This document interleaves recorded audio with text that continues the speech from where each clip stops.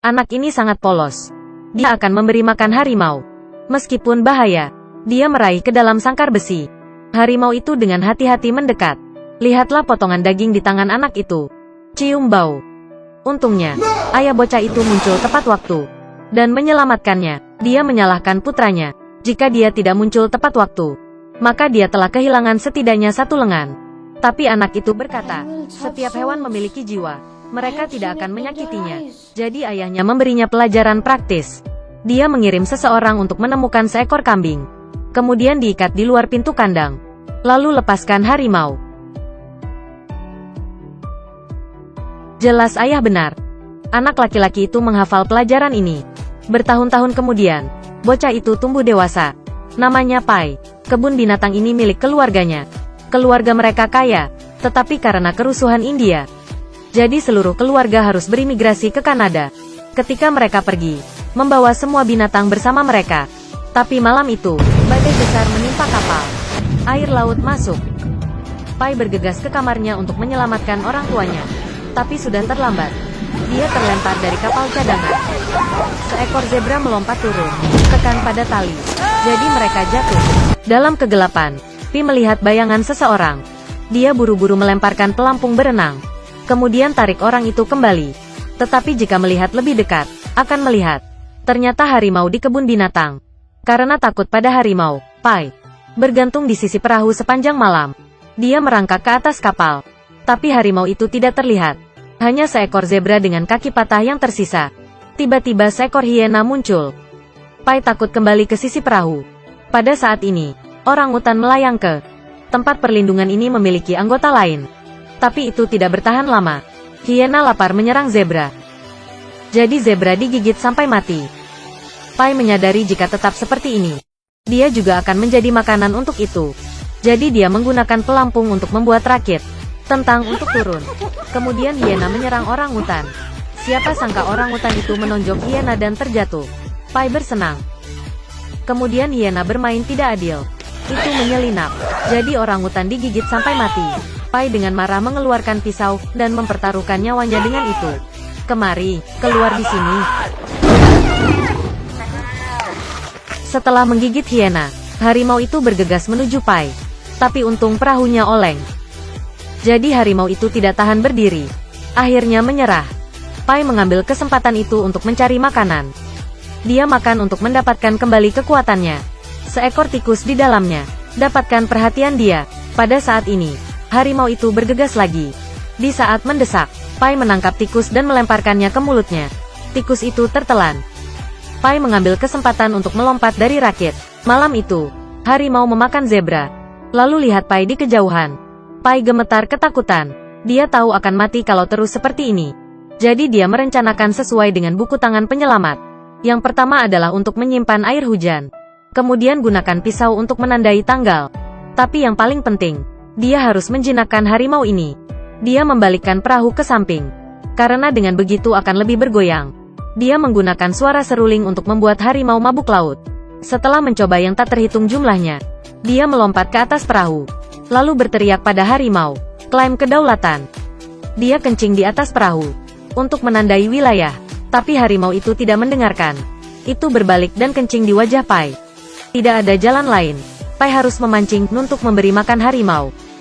Hanya saat harimau kenyang, hanya dengan begitu dia akan aman. Tapi kekuatan makan harimau lebih besar dari yang dia kira. Kecepatan memancing Pai. Tidak ada waktu untuk memuaskan perutnya. Harimau melihat makanan tepat di depan matanya. Langsung lompat. Tapi Raja Hutan berada di bawah air seolah-olah giginya hilang. Tidak bisa menangkap ikan.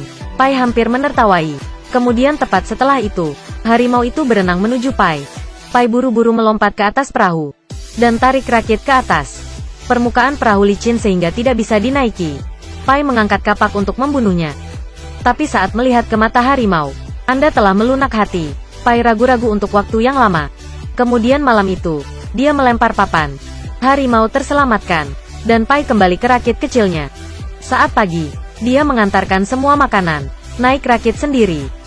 Pada saat ini, seekor ikan besar masuk ke jaring. Pai mengangkat kapak dan memukulnya. Menyaksikan tubuh ikan berangsur-angsur kehilangan warnanya, dia menangis. Karena ini adalah pertama kalinya dia membunuh Setelah memohon ampun kepada Tuhan, dia melemparkan ikan ke perahu untuk harimau. Malam itu, lautnya anehnya tenang. Ubur-ubur bercahaya yang tak terhitung jumlahnya. Pai sangat gembira dengan adegan ini. Tapi kemudian seekor paus tiba-tiba melompat. Perahu terbalik. Hampir semua makanan jatuh ke air. Waktu yang lama berlalu. Mereka tidak punya makanan lagi. Harimau itu menunjukkan wajah galak lagi. Tapi seekor ikan tiba-tiba mengenai wajah Pai. Diikuti oleh yang kedua, yang ketiga.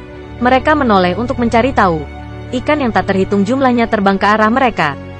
Harimau itu mulai banyak makan. Pada saat ini, seekor ikan besar jatuh. Harimau itu melemparkannya ke bawah. Pai menyadari, ini adalah kesempatan bagus untuk memenangkan posisi. Dia memasukkan tongkat kayu ke dalam mulut harimau. Setelah salah satu raungannya, harimau itu akhirnya menundukkan kepalanya. Untuk menjinakkannya sepenuhnya, dia mengasah tongkat kayu, lalu pancing dengan daging ikan. Buat harimau mengerti bahwa makan harus dipatuhi. Dia akhirnya berhasil mengejarnya ke dalam palka perahu. Suatu hari mereka menemukan paus.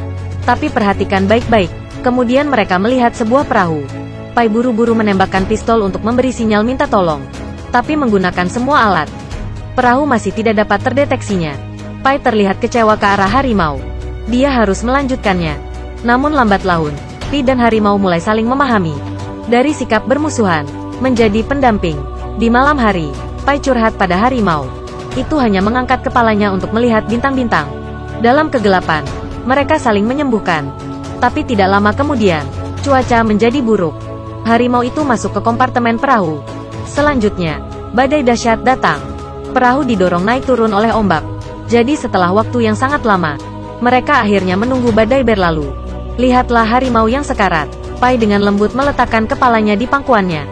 Seperti itu, mereka diam-diam menunggu kematian datang. Tidak tahu berapa lama lewati saat Pai bangun.